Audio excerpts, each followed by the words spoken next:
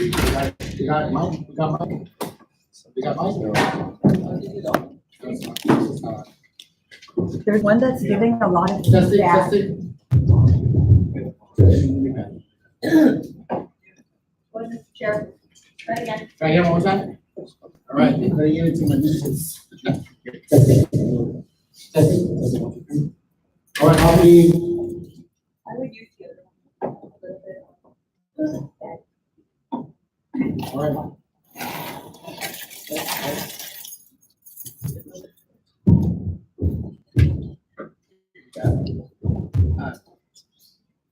All right, folks, welcome to the 8th Guam Education Board regular monthly meeting, Tuesday, February 27, 2018 at 6 p.m. here in Gallery B season.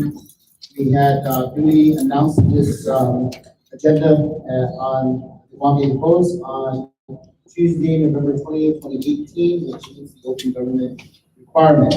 At this time, I would like the superintendent to please establish forum for this board. Thank you, Mr. Chair. Mr. Pierre Alexis Allen. Here.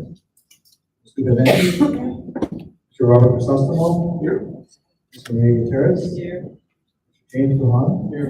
Dr. Ron McNitch. Here. Mr. Mark Mendola. Thank you. Mr. Nicholas. Do we have anyone present from the iBox? Oh, you don't know, no one present from the iBox. Mr. Mark McCarthy from Jiffy. Here. And do we have there? Anyone from the Mayor's Council? Yes. No one present, and then we have representing legal counsel. Mr. Chair, Just for record purposes, are we here live? Yes, we are live. Okay, thank you very much. We're live on Facebook. Thank you very much for allowing us to broadcast our meeting this evening. We have a full agenda. At this time, I would like to review the minutes of October 30, 2018 regular meeting. I'll entertain a motion. Okay, we have a second. A second. Any discussion on the minutes? If none, all those in favor say aye. Opposed? All right, motion carries. Now we move into public participation, board policy 125.6. There's a 3-minute time limit. Anybody in the Mr. Chair, the list over there is in one second, so we won't have it. Mr. Chair, just before we proceed, I'd like to ask my colleagues to excuse me at 6:30. I have to attend to my son-in-law's grocery tonight. all right, thank you, Mr. Chair. And we established forum, and absolutely, that is important. We want to go moving down to the next item on the agenda, correspondence. I just wanted to point out to the board that I did receive, the superintendent did receive a letter from the Office of the Governor regarding Bill E. That this is submitted in your board packet. I do know that I requested the superintendent to basically, this is an operational issue to address this letter to the governor and respond accordingly based on what was transmitted. But for transparency purposes, we wanted to let the public know that Bill E, which is part of the season area, they're looking at asking the Department of Education as to the use of that facility. So a transmittal letter will become forthcoming for the superintendent. I ask the superintendent to please keep us abreast of your letter to the governor. All right, Mr. Chair. Yes. May I address the superintendent? Yes, sir. To the issue, absolutely. Mr. Superintendent, the governor's office had written and asked for your consideration to remove, if I'm correct, if I'm wrong, that they need the space where sped is. The question I have is there any other space here that sped would be able to utilize? So we will be sending an official letter of response before the end of the week. I know we asked for a response, but for December 1st. Right now, I think there must be a misunderstanding that the building might be vacant or mostly vacant, and in fact, it is occupied Sped bus transportation is there and is where the buses are secured. We had to move sped bus transportation out of Kingston High School so they could reopen their automotive, shop, which is where they were occupied. So right now, sped transportation is there. They also, have the audiology testing site over there. I recently spent $35,000 in federal funds to install, the audiology room over there. So that's something that we will update them on. And then we have the administrative component of facilities and maintenance that is housed there. Recently, we had discussed the possibility of having them work in the warehouse and had asked the governor's office and EDA to try to work through, get available funds to do that. But that, proposal was not approved, so we ended up creating out space for their administrative purposes over, so we'll, detail that, and then provide that work with the governor's office to see, what the response is. We just want to make sure that accurate information. My understanding was that, there seemed to be an indication that if you go by the facility, there was not in use, when in fact, that may have been during the wrong part of the day or the summer, and that transition was happening. Am I hearing you to say that there may have been, a miscommunication of information regarding the facility where bus transportation, the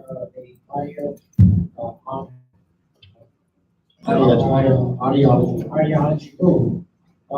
That's very, very important to these kids. So I certainly hope that you can write to both the current governor and the incoming governor. And just let them know that these are special kids that just to, let me use the word, to add an additional expense of this is a burden. It's already, we're already strapped financially. And we gotta take care of our children with special needs. Thank you very much. I agree with you. That's why I mentioned earlier, allow the superintendent to circle what he needs to in terms of what that facility is being utilized. I just wanted to let the board know that this letter did come as an official communication. We were CC'd on it. So the chairman of the board was CC'd on it. I want the board to be aware of it. I instructed the superintendent to provide a response. And that response will come to the board as to what exactly is going on over there and what options there are based on this response. Mr. Chair, can you elaborate as to what the request is for? What will the government request the building for? At this point, we're uncertain. Based on the letter, it pretty much just said that they wanted us to vacate the premises. That was. So, we need the building. Absolutely, I think with the superintendent's initial response to the board, that he will write a letter based on what is going on over at the building, and let him be the one to explain exactly what he had in mind. I think the rationale is that this building has been now occupied, been activated, but I think, like you said, Mr. Ada, communication may have not been, back and forth, and we have lost in translation, so to speak. But we'll ask the superintendent to clarify that and keep the board from this, what actions is required, right? So with this, I'd like to recognize our mayor representative, the Honorable Nine, and also our IBOG's chairperson. Thank you for joining us here this evening. All right, so moving on to our next item on the agenda, we have superintendent's report. The superintendent provided his report to us electronically. I hope you guys had an opportunity to read through it. Is there anything in particular that, any questions that any of the board members have with regard to that? Otherwise, if there's no question, then I'll entertain a motion to accept the report. So why don't we go and entertain a motion to accept the report, and we'll go to the discussion phase of it, and then we can ask the question. Okay, so there's a motion to accept the superintendent's report. So we have a second. We have a second. Okay, into discussion now. Superintendent, of the safety, the five videos here. Board members, we recently had the videos again. The latest one was, High School.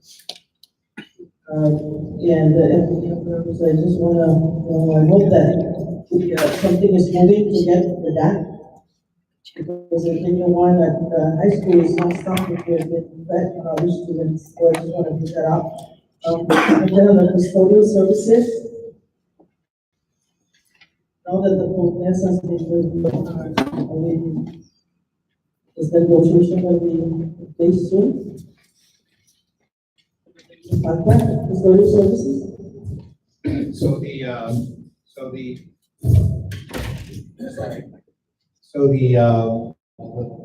We've been checking in with the AG's office, that's where the contract is currently for the custodial services, so we're working with them to get that expedited. If they need more time to review and approve, then we may have to do a third emergency, an additional 30 days, but we're trying to avoid that. So right now it's with the AG's office for finalization. And then again, this is based on, it's really based on, it's an IFP, so it's based on cost. So it should be more straightforward. So the schools that are still being maintained or cleaned by the custodial services provider, or did it stop and it's just the employees? No, they were always, well, because of the emergency, they're able to get the services and continue custodial services. Although there are some additional schools who were attempting to pilot their own custodial work. So it's an opportunity to see what's going to work for their school. So for the most part, we're anticipating that new contract, since the protest is no longer before the OPA, that we can move forward once we get the AG and the governor's sign off. Mr. Chair, Yes, ma'am, sir. yes, I have two items, the custodial services, I'm not too sure what goes into the contract, but does the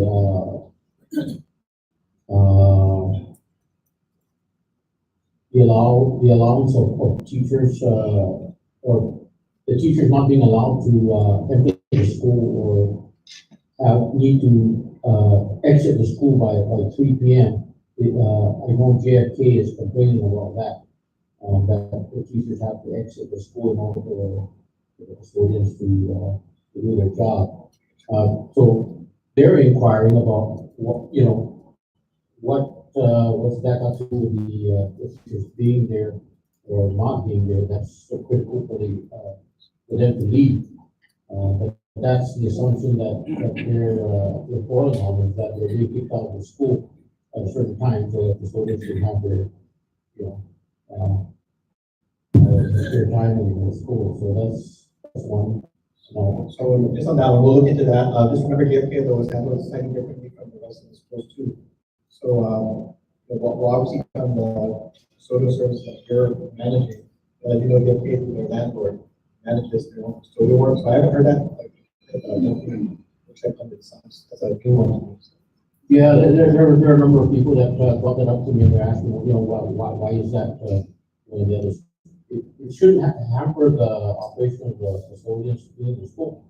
What's important is our teachers need to be there for other things, after school programs, as well as doing their lesson plans and preparation for their next day. And that's very important. But It be a priority. and I think that's important. On your radar, Mr. Superintendent, please make sure that at least some response to our The second one is the fight video. So somewhere along the line, I think we're gonna have to establish a work session, has to go over the policies that govern this. Maybe it's too tedious or too difficult to time consuming to get things across so that the principal can actually expedite the discipline on these infractions. Also, we may need to really look into to expel, these types of violences out of the schools immediately. We gotta have a fast track system that says it can give the principal the opportunity to say, okay, we need to eliminate the problem completely out of the school. We're just gonna have to deal with it somewhere else, but we cannot continue to allow the person who commits the violence to enter the premises at all until things are squared. And I know it's there's protocol, but maybe we need to go back to into work session and make that a bit easier for us. I look forward to having that conversation with safety. I know we had a couple of meetings leading up to that point. But I think that's leading to our next calendar year. I I think that's something that the board will pretty much wrap itself around, and once we all, give our superintendent and his team the necessary tools to, curtail some of the violence that, is being, out there in public. All right, any, Chair Pogo. all right, those in favor of the motion, accepting the superintendent's report, please say aye. Aye. Opposed? All right, motion carries. In your packet, I believe you had an IBOX report. Are there any questions from the applicants regarding the IBOX report? I'd like to turn it over to our IBOX representative, Mr. High Points, anything in particular which you want us to,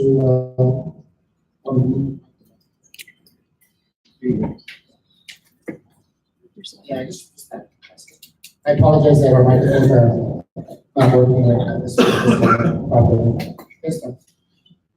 Just to deal regarding to the school violence, we're going to target that. And then from the Micronesia Resources Center, it says here, anyone in action unit.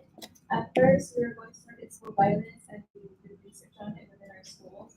And then they suggested that we would go to ethnic groups within the schools and then look at the smaller students, not just the ones that, have high grades or always coming to our seminars, but also other students who don't participate much in our school events and target them instead. Great. I just also want to point out, we had a work session on tobacco. There was a presentation that was made. There you have two representatives that were present, and we appreciate their input. But we did ask them to, we tasked them with some things to bring back to your group for consideration related in terms of policy. So please make sure that they bring that to you folks and you guys have a discussion about it. If anything, communicate with the superintendents the details of that, what we requested. I just want to commend IBOX for trying to take on that issue and looking at different ways of looking at it. I do want to say that it makes sense if we start to look at groups ethnically that we have talked with you a little bit about some of the other efforts as well.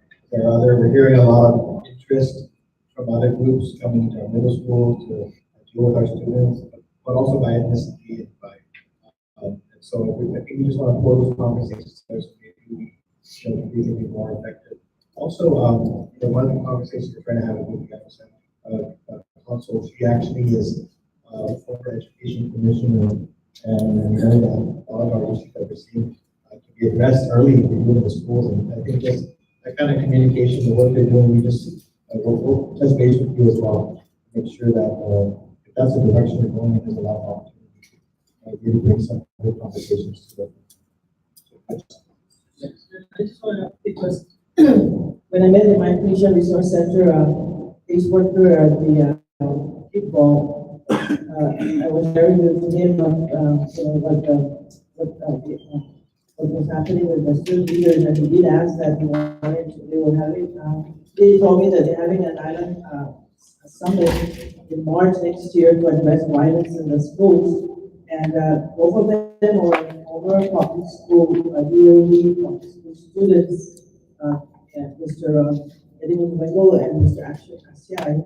So they're going to partner with the iBox for the summit in March 2019. But they also want the schools, especially the counselors, to identify the students that are really having problems. I know that they know that there's a Micronesia Student Association, but they only deal with students that are doing good. But this Micronesia Resource Center, they want a summit is to really address those students that are having problems by causing impacts in the school, so that they can help them. So iBox will be partnering with them. Its representative, its school will have a representative during their meeting, but it will be Ian Sabello will be taking the lead of the assignment. So that will be next year. So Dr. Sapola, please talk with their principal that counselors have to start looking at those students that are really, in need of help. So that that's the target. That will be the target group that they will be addressing. All right, thank you. Motion to accept the IBOX report. Move to accept. Second. All right, Mayor, say aye. All right, motion passes. Mayor's council wants. I don't know if I need this mic. That's fine, go ahead. Well, I usually don't like reports, but I it's recorded. Right. I just had a conversation with one of the military, representatives of the role, we're gonna start working on it, so I don't know how it's gonna go, but I'm hoping that it will be in our favor. That the open, I mean, great, you know, it will help the students that are going to from a read flat over to local field. So that's something that I have to work, to strongly work with the mayors, to be more active, most especially in this crisis that we have in all the schools about violence. You know, and I ask that you know, remember so we can participate. And I think you know, if the mayors are being called upon, I think that there are good resources to try to go forward and do what we can. Great points. I think we made that point also to the legislature and the colleagues, and they only have the Department of Education to address violence in our schools, but we make the point that sometimes these decisions occur outside the gate. And when they come in and if they want to put in the superintendent's shoulders, and we're saying, hey, this is a community problem, we should have the mayor, so it's good to have, the willingness of the mayors to be a part of this discussion. I do know that we are gonna, looking at some of our policies with respect to, parental involvement in dealing with this different issue. So, we're gonna set an aggressive agenda coming, this coming 2019 with the EU coming forward. So I just wanted to make it clear that, that's a point well taken, and I'm glad that we really, the mayor's council is going to do that. The other issue that has been coming on our plates is, of course, our bus stops. Some of the kids our bus stops, and I know some of these bus stops are close to DPW on private property. There's some pictures of things sent to at least to me, of being prepared. So I appreciate you know that by some of the mayors. This one in particular is in the village of George. So, yes, yeah, you had a question for Mr. Adams? Yes, sir. Mr. Adams? Mayor Matanani. The jungle area, as you drive into Simon Sanchez and Equity on the right side, has that been totally cleared? No. Okay. The reason why I asked the question is because I have information that the bottle of alcohol is hidden in those jungles. And the kids do get the word where to find it. And so I just thought I'll share that information with you so you can take appropriate action. Thank you. All right. I actually realized that during the election.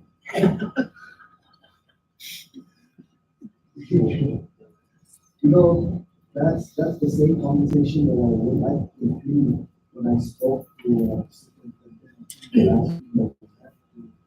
Put the mayors involved with eyeballs, because some of the things that we discuss here is not necessarily important to say, and so everybody will hear it. Sometimes, when you want to catch somebody by surprise, you don't tell them what you do. So I hope that I can work close to the eyeballs and everybody that wants to be involved and wants to be involved. Yeah, just one comment on the issue of jungle and so forth. I just want to be clear because one of the things that we're doing, Simon Sanchez is part of put an RFP on us, start the land surveying. But the land surveying, and part of that is going to be looking at the boundaries and so forth.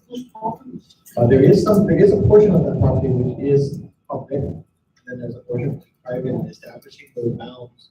Again, and really confirming that will give us a sense of how much land we have to work with. I think it's significantly past the fence.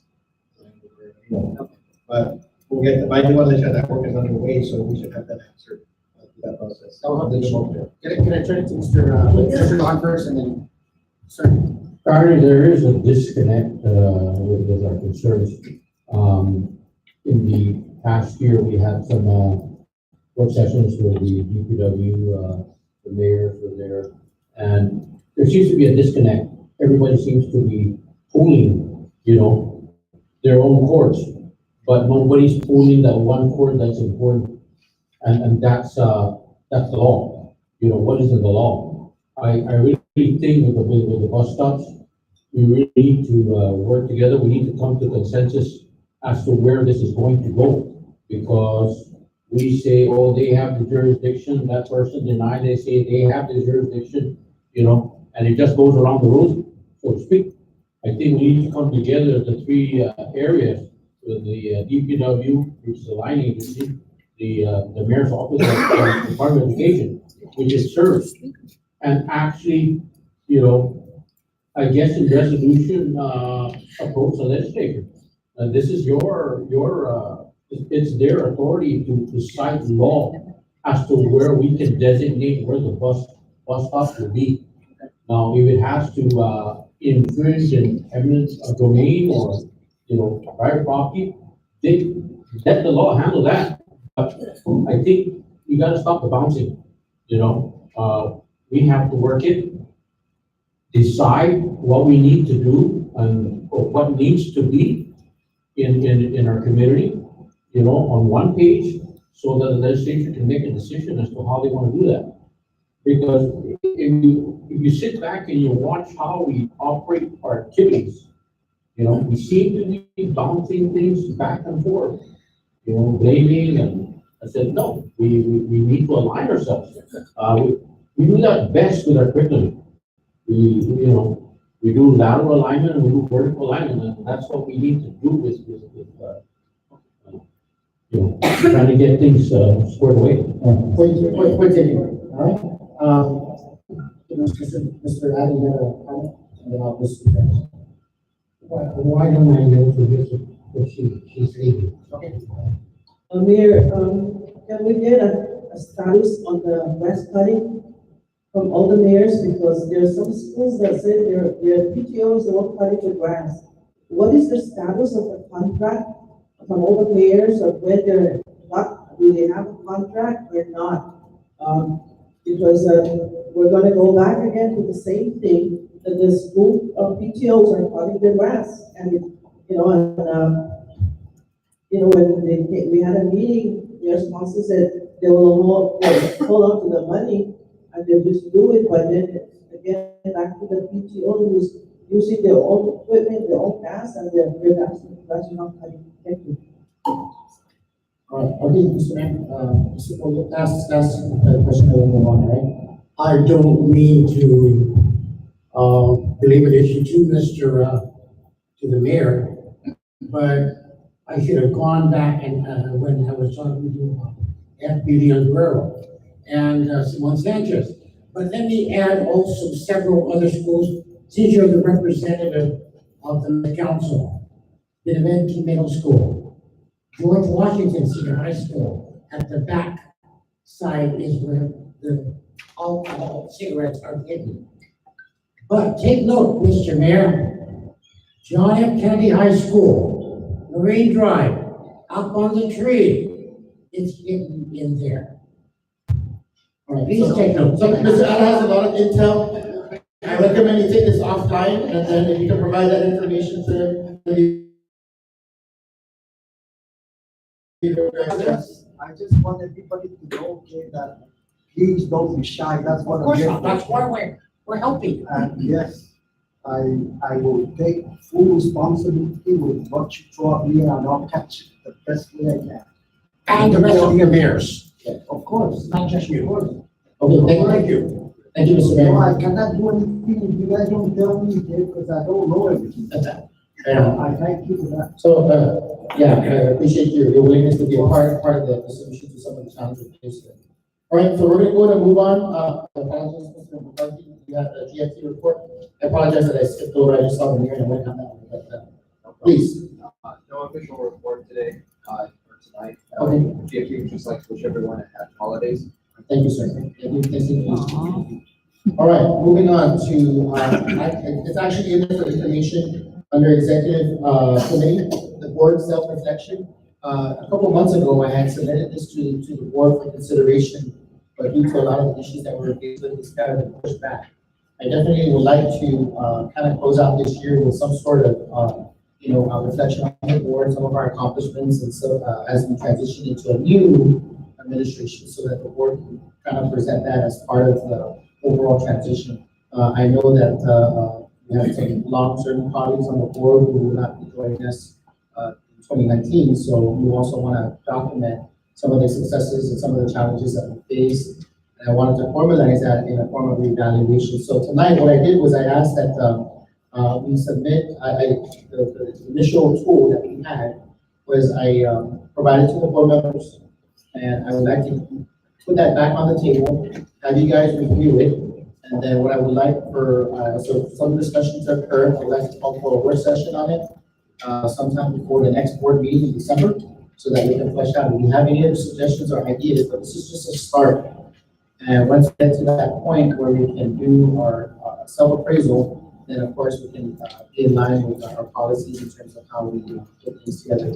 And I'll leave to the expertise of Dr. Mitch is willing to, or any of our colleagues that are willing to. Sir. Mr. Chair, everybody has their own understanding of what our goals are, being on the board. Of course, our evaluation comes from our voters, but I would like to, in respect, I would like to keep it as a reflection, and not necessarily an evaluation. It's always good to know what we came in. We didn't set any real goals as a team, as a board, at the beginning. So I don't see ourselves evaluating us, but I see ourselves reflecting on the ideals that we set forth as individuals to accomplish this year in respect to the department. So it's more of our successes and what we could not get through as well.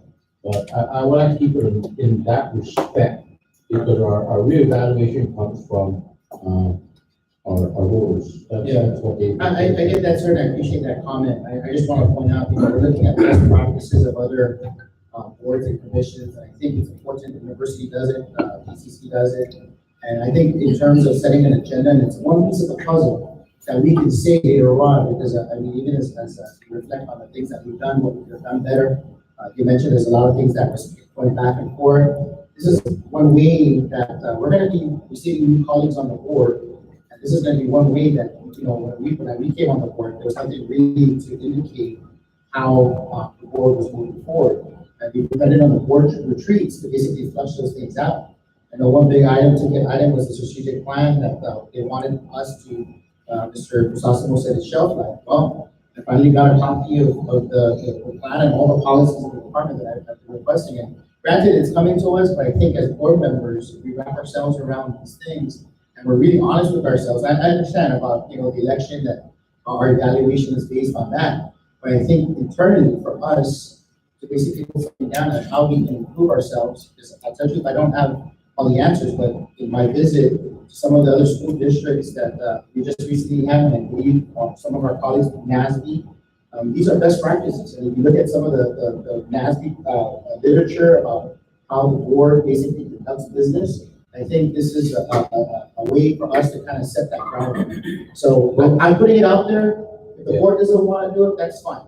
But I understand that, and I understand that it's done really nicely, but you don't know, you also gotta look at the scope of how those boards are being governed, what kind of authority are they given, we can't necessarily compare ourselves, true with a lot of those boards, because a lot of those boards are governed, they're even given tax authority, it's just how they're being defined.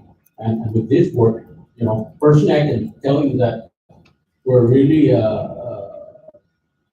we're put on the spot because we're given this identification, but not necessarily the authority that impacts that identification. So when you say, what did I do to do something? And I can say, well, I really don't have the authority, so how could I even start doing that? But when I continue to hear in our board meetings, oh, we can't do this because that's operations. Well, where's the fine line between what policy dictates operations? you know? So how can we say that we can get evaluated to a full extent? You know, so I'm just saying that if we are to move in that direction, then we, you know, and we are to evaluate ourselves in positions like that, then we also need to be ready to change policies that govern the board. I think that's the direction that, I wanted to lead, this discussion into in terms of, changing policies, changing mindset. So, thank you for Well, the duties and responsibilities are clear in the law, and that's our guidelines, the policy should evaluate. So, but I think more importantly is what are the obstacles that we have to face that prevents us from fulfilling our duties and responsibilities? And there were, I mean, several obstacles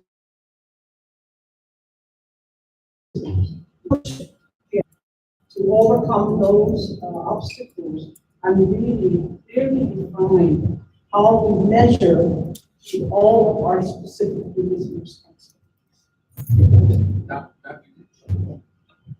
Thank you, Mr. Chairman. I just have a very few brief remarks, and I did say this a little earlier.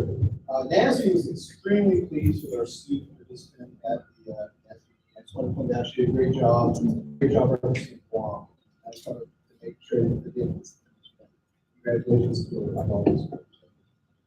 Really quickly, maybe we should just call this, instead of calling it an evaluation, which sounds more formal, it's sort of a reflection or self-feedback or something like that. That term would be fine. Also, very nice document. If you just did this, and then turned it in, added up the results, looked at it, and then they did it again, let's call it a Delphi method. That might be very insightful. I don't think we need to really hash over the method so much. Just this getting some views together and then talking about those views and then maybe reworking it. That would be just a suggestion. I think this us filling out this little document is very straightforward. It's good information without really any other further work. You said as a pilot, formal information. Finally, one little point I want to mention. I am an appointee of Governor Calvo. I try to be nonpartisan. I try to be neutral. The new administration would like someone else to fill my position and fill it out. I'm certainly resignation requested.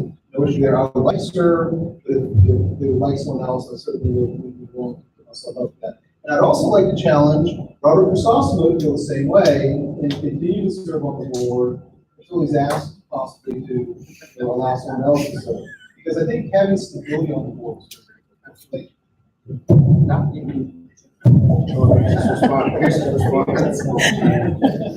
Yeah, Robert Suss made me up this morning. As much as I'd like to continue to serve, I think newly elected governor and their team should have that prerogative. They keep us on. Going back to the strategic plan and evaluation of the board, I think it's very important for the board to stick to the goals that are on the board. When I first came in, those 5 goals were the first thing that caught my attention. If you really want to measure your success, I think we should go back to those goals and measure the little incremental successes and maintaining stability with the superintendent. It's not adversarial to the superintendent. It's how can we help you as a board to further the success of our students and community. One of the last things I'll add, Mark, is that if there is a true evaluation of the board, I think stakeholder input should always be garnered at the end of the year or maybe quarterly, so that we see where we're at as a board.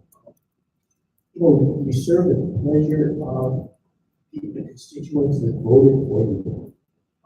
If they continue to vote you in, you must be doing a great job. If they don't vote you in, that's a statement of the things you've done on the board.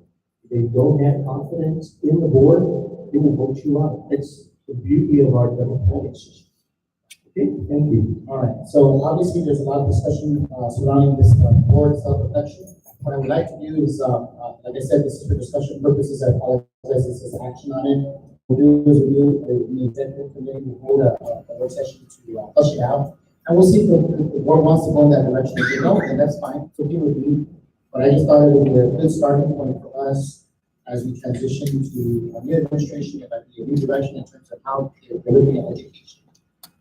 We have a tri-board meeting, it would be important for us to dust off our, our strategic plan and start to really revisit and fix it. Anyway, so we'll take it, put back to the executive committee, we'll come out with a recommendation about the board next board meeting. Right? Okay, moving on to our Head Start instructional and academic support committee. I'm trying to go to Ms. Luke for Head Start. Head Start presentation. Just for everybody's information purposes, we received the report. I hope we had an opportunity to go through it. I would like to just hit the high points with our treasurer committee.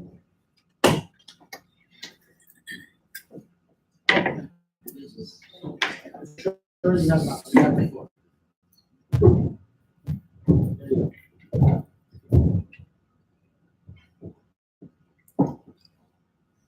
First off, I'd like to offer an apology from Shirley Kowal. She was planning to be here with Region 9 representative in January. They hadn't canceled their trip temporarily, so they will not be joining us in January, but maybe later in the year. Okay, thanks. The action that we're looking for tonight is we're applying for a grant for $210,355. This will add 5 more classrooms to our full day Head Start, which goes from 8:30 to 2:43. So what I'm seeking is approval for the grant.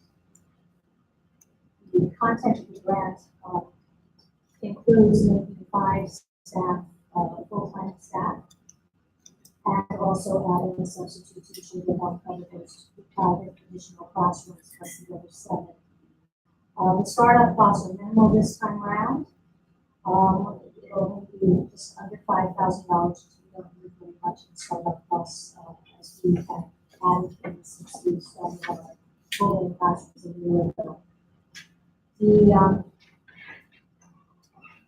So that's my request is approval of the Head Start grant. All right. And the money stays with us, that's the baseline, so we would not have any. Quick question. Sustain. Mr. Adam, I have Mr. Lamar, if you want to. Sorry, I'm trying to. I move to accept or to approve the grant. We have a second, now we're open for discussion. Mr. Adam, thank you.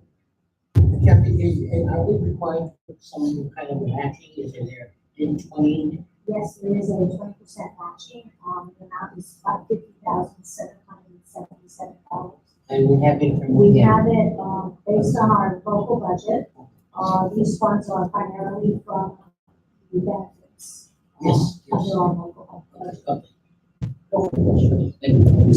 All right, if there's no other, call for the vote, all those in favor say aye. Aye. All right, opposed? Motion carries. Congratulations, hopefully we get that grant and we get our, the support we need for the Head Start program. You're doing a great job. Thank you. Thank you very much. Appreciate it. All right, moving on to our next item under instructional and academic support committee. Letter B, business education and consumer finance, family science program. And I don't know if you want to add all together in one motion or you want to separate? Separate, okay, all right, let's do a separate, motion on letter, business education and consumer finance, family science.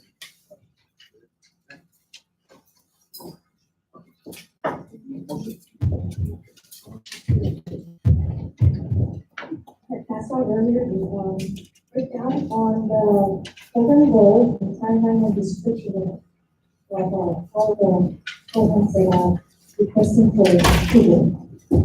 We have, so the motion is that the board approve and adopt the district's career and technical education's consumer family sciences and business education standards and performance indicators and the recommended deletions, additions, and revisions to the current codes, course codes, and titles. Right, we have a motion and second on, motion. Discussion on the floor, yes, ma'am. Just as much as the board is entrusted to approve or to take action on these proposals, I think it's important that at the end of the implementation of the pilot, that a report be provided to the board to see the impact, let's say, budget, personnel, the other categories to continue. And also, I kind of like to see some kind of a data, did it improve student achievement? Did it improve, like, for example, the peer support? I'm totally in favor of that proposal. Did it improve the self-esteem of students? How they imparting the knowledge that they have learned in that class with other students? I think it's just very important to get a report. Okay. The ones. So I just asked the superintendent to take note as a request. Okay, we have another question, like, that's it, thank you. Mr. Madam Chair, can I share it to go on? Yes, sir. I'd like to ask you, can state that in amendment so that it does happen? Yeah. Yeah. Okay, Move so, to amend, okay, move the amendment. to add, that the final report, of the pilot, Submitted back to the board for review. Okay, so, any, on the amendment, is there any objection? No objection. All right, so moved. All right, so let me call for the vote, there's no other discussion, right there, okay? All those in favor of the motion, please say aye.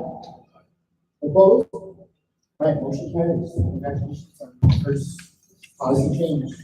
Okay, on the second policy change. We're looking, sorry, letter C, Algebra 2 honors, genetic honors, peer support, draft STEM strategic plan, pilot course. Okay, yes, it's I'd like to mention that the two teachers in this. It's Algebra 2 honors is Mr. Richard Atendido from Simon Sanchez High School. And genetic honors is Miss Helen Caddy from Pickering High School. Peer support is Miss Erica Ross, still from Pickering High School. And the draft STEM strategic plan was Dr. Vivek Nahala and Ms. Annie Thomas from Sienna. And also, of course, Ms. Amy Sanchez and Mr. Frank Longwell and Mr. Joe Sanchez, and everyone else. Okay, my motion is that the board approve and adopt the following pilot courses: Algebra 2 honors, genetic honors, peer support. If approved, these courses will be included in the district's high school directory. And, okay. Yeah. Add a report that, at the end of the pilot program, the report is submitted to the board. Okay, got a motion on that, we have a second? Second. Okay, so, second on the motion, now for discussion. Yes, sir.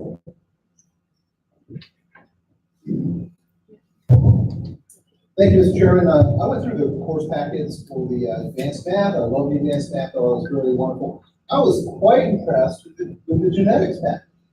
I am very, very impressed with that. In fact, I'd like to compliment and certainly suggest even at our undergraduate levels in college, we should offer the same type of curriculum. I think that it's absolutely what our students need to study, and I'm very, very pleased with it. Thank you. Mr. Crisóstomo. Thank you, Mr. Chair. I just want to reiterate that end of pilot report.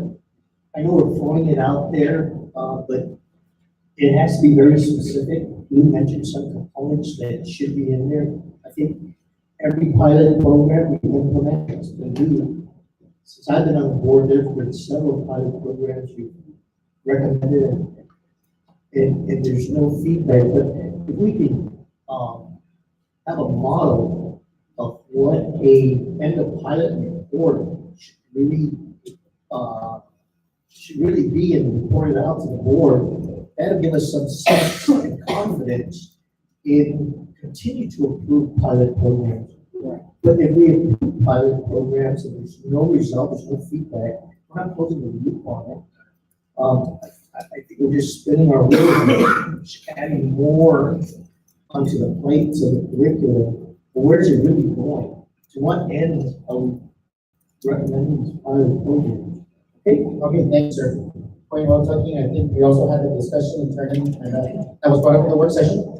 And so, you know, we wanted to ensure that, as we do these, that there's some sort of vertical alignment all the way up to college, and how it feeds into, so that discussion may come up, but I think, I think from any pilot program here, for the, we'll make sure that we request that, there should be like a standard operating. Your discussion in the committee, is that being articulated? I know you're saying it has vertical, narrative going up, but who's receiving it on the GCC end, who's receiving it on the UOG end?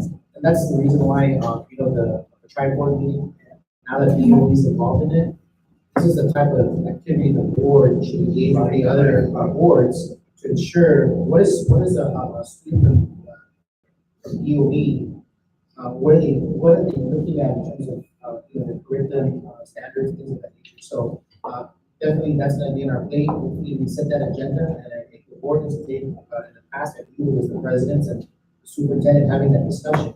But I think from a policy standpoint, it needs to come to us because we approve. That's one of our responsibilities. So we are gonna put that on the agenda for, how do we do that alignment? And what are the types of things that they expect from the department and same from us? One last comment, Yes, sir. Just, Yes. real last comment. In line with that, I don't know if it's real germane to that discussion here, but I think the board should be expanded to include a member from GCC sitting on our board meetings, and a member from UOG. And likewise, there should be a member of this board sitting on their boards.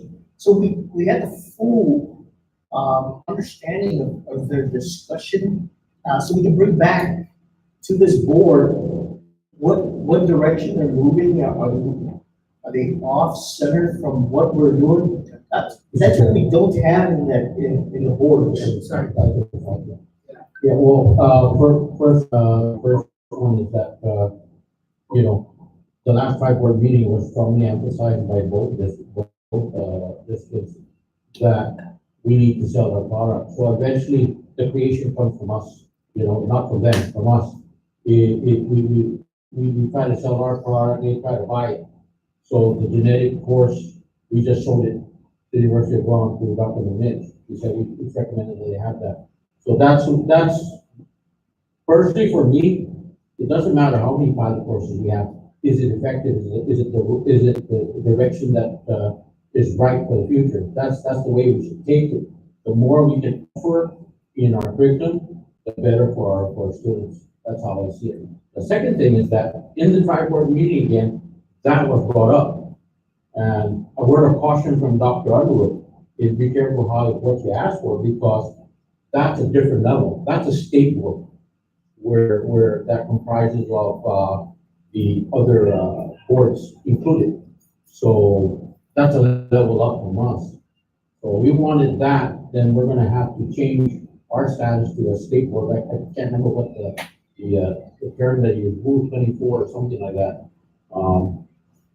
That guided that board, and he said you need to be cautious about going in that direction, because some of the other states are having issues with that.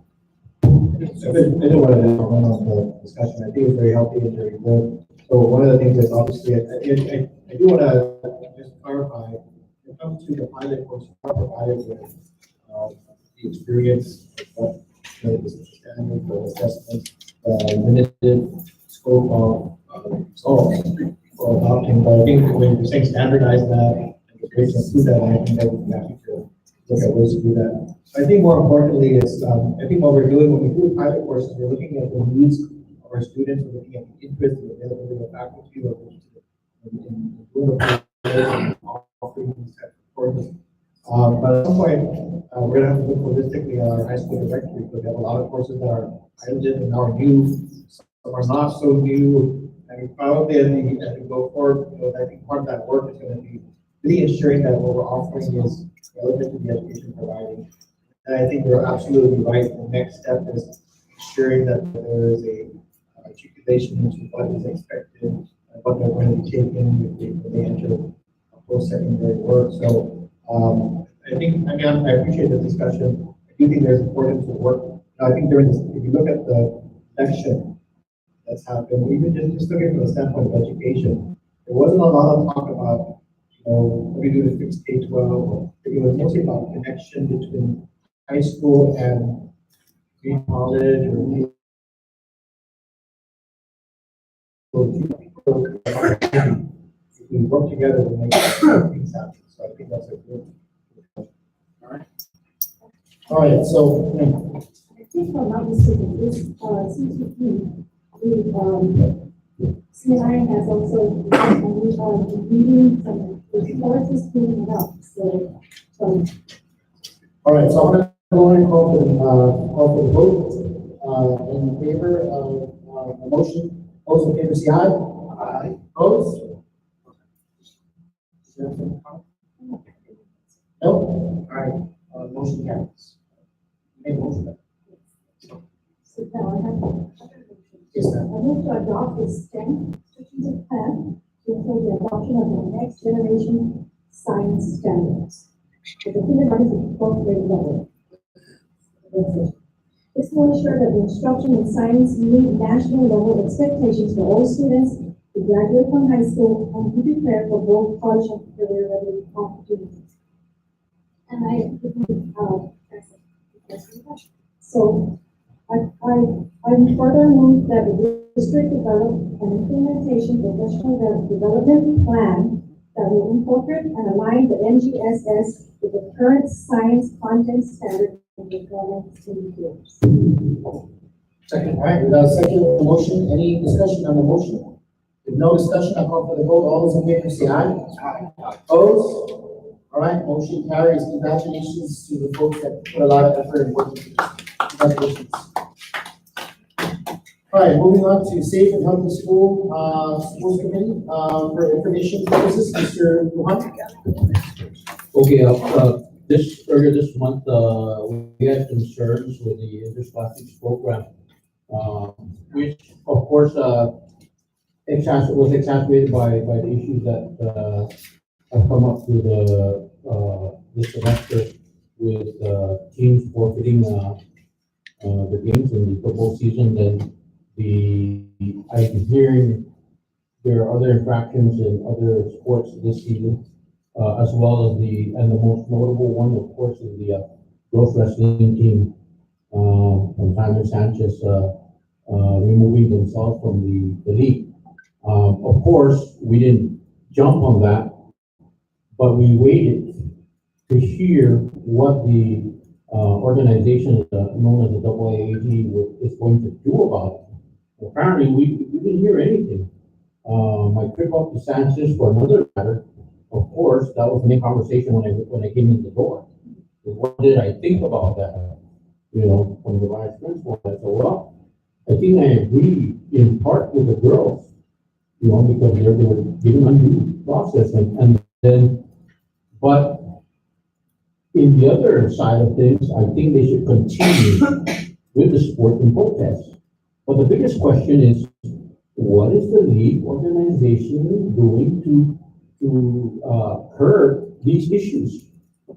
And with the football season, we're trying, I take personal too, although that's not the school that I coached at before. But to consistently for the last 2-3 years, have teams forfeited every year. We did meet with the AAG a year ago with these concerns and other matters. Apparently, they changed their mind on that one concern, but did not improve on this matter of forfeitures. What happens? Do they just allow the school? What happens to the money the school invested for that program to the AAG? Do they get to keep it, or is it given back? You know, there are a lot of issues that are concerning, and money is the importance of it, because that was the very thing that, removed interscholastic sports from the responsibility of education. You know, it was about money. So there's a lot of concern. And as a coach, a retired teacher who was heavily involved in this interscholastic sports program, I've been there, done that, I've experienced the issues that happen. So the biggest thing for me was that we uh, recall our teams, our organization, look into our programs, you know, and see what we need to do to improve it. With the AAG, we were asking for more input. We want more communication. We want some say in before anything goes down. Apparently, the media is twisting it to see if we're trying to take over it. We don't in any way want to take over that organization. That's a nonprofit organization. But however, as a public schools system, you know, and the biggest educational system in Guam, we have to be able to pull back, you know, to improve and to review what we need to improve in our sports. If it means that we have to go back to the WAG, you know, that's fine, but we want to go back with more surety that our sports are going to be successful. One of the elements is lack of participation of students, you know, and the students themselves in our work sessions have stated reasons, you know, coaching. There's a hardship of getting coaches or even getting the right coaches for the lack, and one of the biggest reasons is the stipends that are being paid. They're more than 2 decades old, you know, that stipend has never gone up. The training of coaches, we don't, our university and, our community college don't offer, coaching, courses. So I'm thinking that maybe we as a department, we need to find, avenues to get our coaches some training in coaching. It's different when you know, when you're an expert in playing and have the experience of being a player in the sport. But coaching is just another ballgame. You know, you have to know the sociology, the psychology of coaching. So that's important. So there are other issues about it.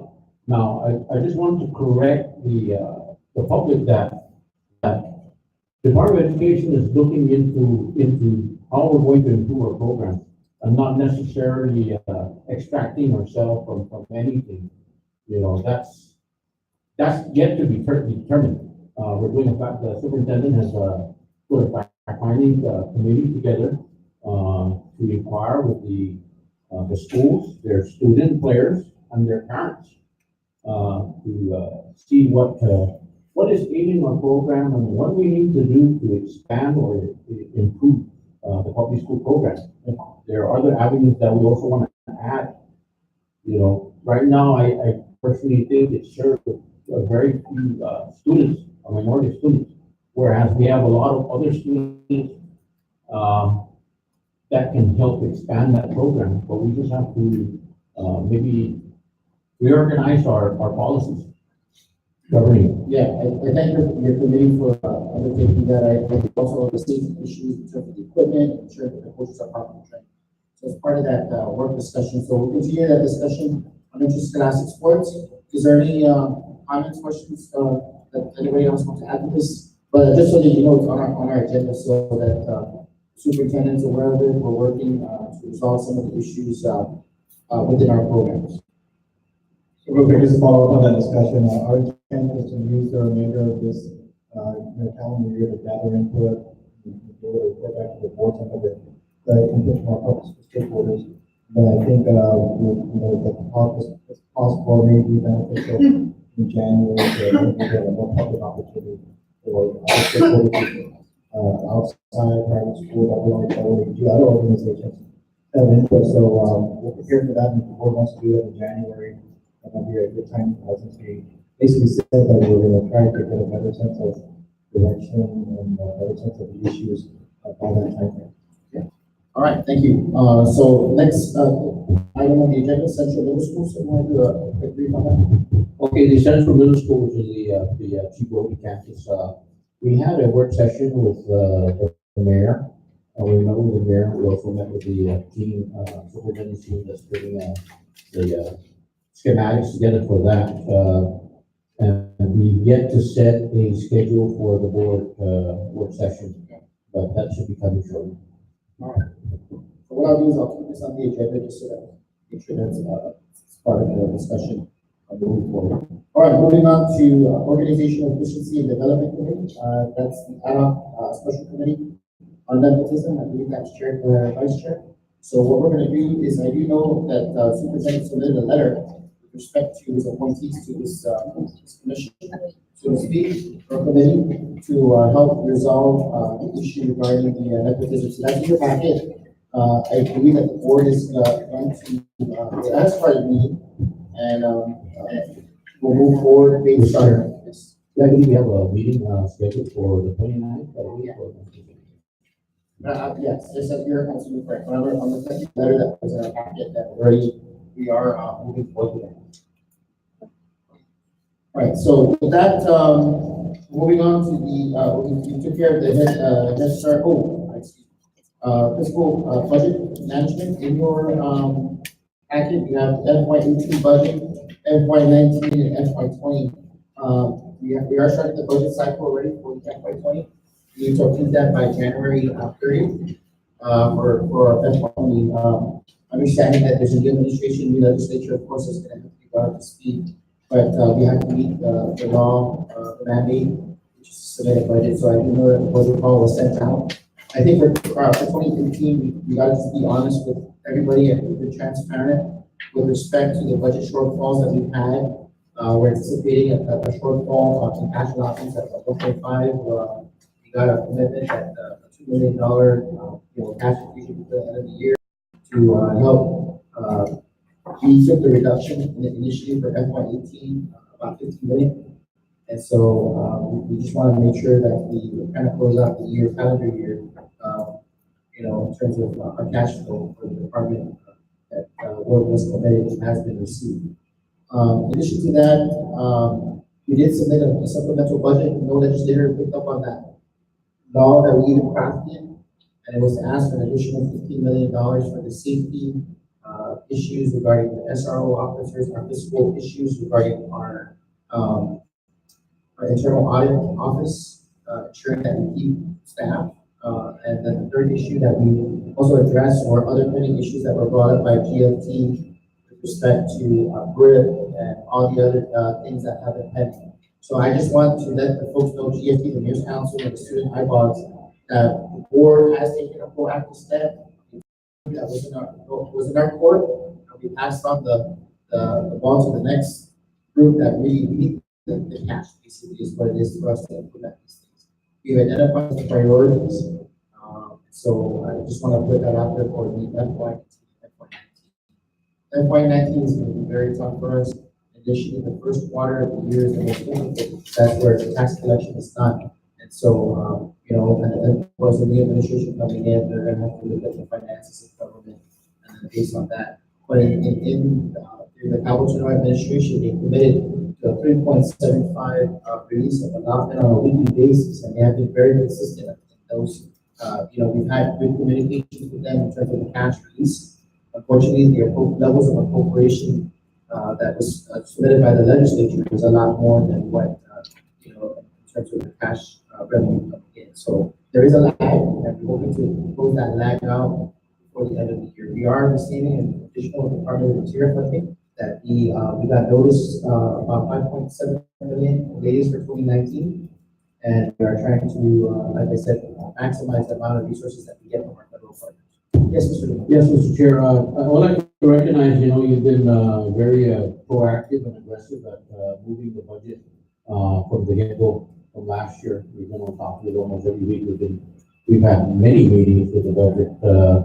We've gone to Washington, you and Superintendent have aggressively actually got money to come our way. And, your strong emphasis at standing up for for the department and all the public hearings, especially when it came to the budget. You know, I commend you and, the superintendent, you know, and, it'd be nice, to consider, being the chair for the next, year. I appreciate the comment and sentiments, of course, we'll wait for, but thank you, Mr. Ron, I appreciate that, because, you know, the budget was one of our biggest priorities coming in, and I think we kind of stabilized that. You know, and working with folks and actually having conversations with them that we can get, that it was not an adversarial role or position that we took with the front office or the legislature.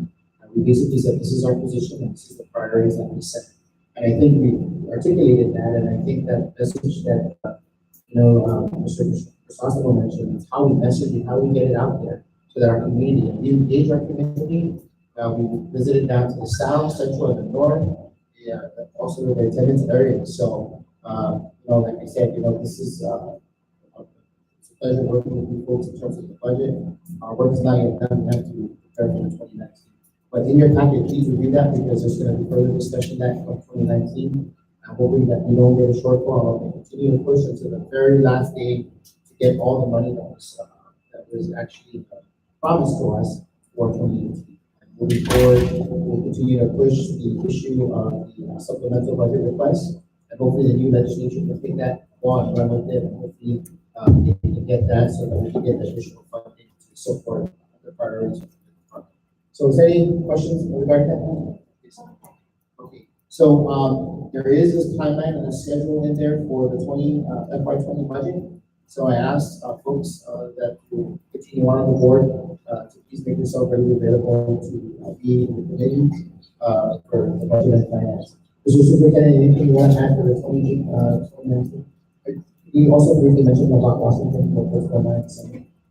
So, I think Mr. Minola just said, really clearly that the budget this year can be the biggest challenge. And I know the incoming administration, we've already been contacted with regard to transition work as well. Information, a lot of it is going to be on the budget and the resources. So I think there's a good focus on that, and we're just going to have to try to get through this year, and hopefully this is the worst we'll get. Kind of with the military investment, and tourism, and everything will stay healthy. So we'll continue to work, and I think the biggest asset that we've had is communicating with all of our stakeholders, making sure we're always out there explaining what's happening, trying to reassure people that we're making the best decisions we can to for our employees and for our public students and family. You want to come up in December the 11th to the 16th. We will be out in Washington, D.C.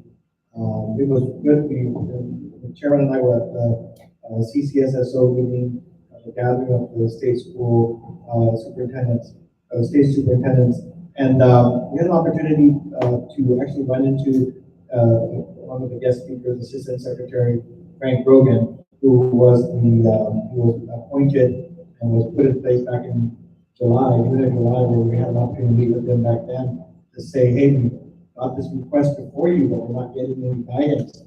He, basically coming with new eyes and a few changes in the personnel that were working on our high risk issues, turned around and said, hey, we're not asking for anything that's unreasonable. We want to get you a response. We want to put it in writing, develop a plan to evaluate your progress, and if you meet the evaluation requirements, you should be off.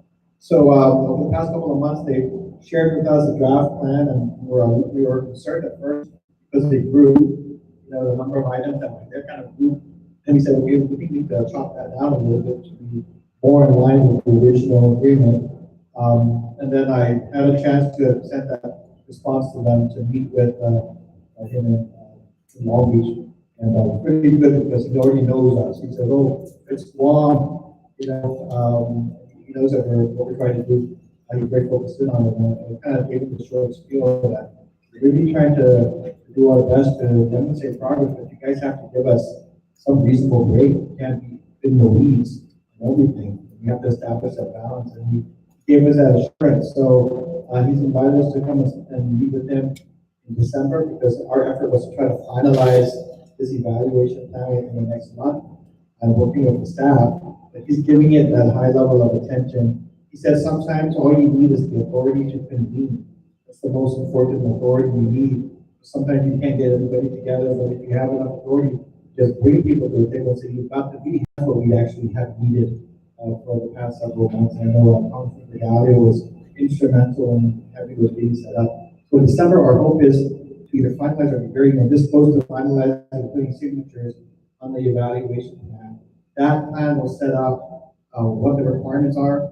The evidence is they're asking that our internal audit office play a strong role in doing any validation before it goes to USDOE and set some time frame for USDOE to do virtual or on-site visits. And once we finalize that, that'll be the roadmap to get us off. And so that'll be major progress, understanding, but not yet done. We're not yet done. We're going to try to make sure we do this timelines to get off. Yes, sir. Mr. Superintendent, since you're going to be working very diligently with the airports, you have budget, right? Yes. All right, although I will not be returning to the board, each January, but I will keep what we have no other meetings. The importance of having a school in central or northern for those who cannot make it over to JP tours. More so that now the legislation has changed to require XBL, that you have to stay as equivalent to. Well, we really could do something to help our kids and keep them in schools. I certainly hope that we will take a serious consideration. Thank you very much. All right, point well taken on that. I just want to wrap up the issue with, meeting with the Assistant Secretary of Education. And also, on occasion, we do have the Secretary of Education come in. I think, in terms of federal funding coming into the department, it has been consistent.